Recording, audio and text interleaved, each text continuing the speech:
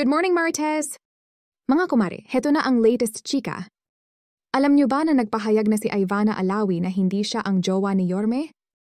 Matapos lumabas ang isang video at mabilis na kumalat sa social media noong nakaraang buwan, buong tapang na pinasinungalingan ni Ivana Alawi ang chismis na siya daw ang jowa ni Mayor Albi Benitez ng Bacolod City. Sa kanyang Facebook post noong Sabado, binuwag ni Alawi ang mga haka-haka na nag-link sa kanya sa alkalde na siya ring may-ari at producer ng Bright Light Productions. Mariing itinanggi ng sexy actress na may relasyon sila ni Mayor Albi at masaya na daw siya sa kanyang love life, kasama ang isang respetadong negosyante na hindi niya pinangalanan. Sinubukan niya daw na manahimik na lang dahil wala naman siyang ginagawang masama. Pero dahil sa mga masasakit na salita na nakakaapekto sa kanya at sa kanyang pamilya, ay minabuti nito na magbigay na ng pahayag. I tried to stay quiet at dumedma na lang dahil sa paniniwala ko na hindi ako dapat magsalita, lalo kapag alam ko na wala akong ginagawang masama. But because of the false accusations and hurtful words that are being thrown to my mom and Mona, kinailangan ko nang linawin ang mga bagay. Ito na daw ang una at huli na magbibigay ng reaksyon ang dalaga tungkol sa issue. This is the first and last time na magsasalita ako tungkol dito.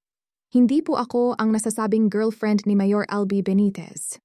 Ang dahil sa isang trabaho kaya bumisita sa Bacolod si Ivana at doon niya nakilala si Mayor. Friendly at accommodating daw ang pagtanggap sa kanila doon. Pero giniit pa ng aktres na hindi lang si Benitez ang politician na nakilala nito at naging kaibigan. I met him when I had work in Bacolod. He was very accommodating and friendly. At hindi lang siya ang politikong nakilala ko at naging kaibigan. Sa pagbibigay na pahayag na ito, ay inaasahan ni Alawi na matigil na ang mga espekulasyon at tuluyan ng malinis ang kanyang pangalan. Sana this helps clear my name and clarify all rumors. Maraming salamat. Nagbigay na din ng pahayag ang boss ng Bright Light Productions at kasalukuyang mayor ng Bacolod City. Bilang producer daw ng mga programa sa telebisyon at ng pelikula, ay hindi maiaalis na makipag-usap ito sa mga celebrities. Respetuhin na lang daw sana ng mga tao ang pribadong buhay nito.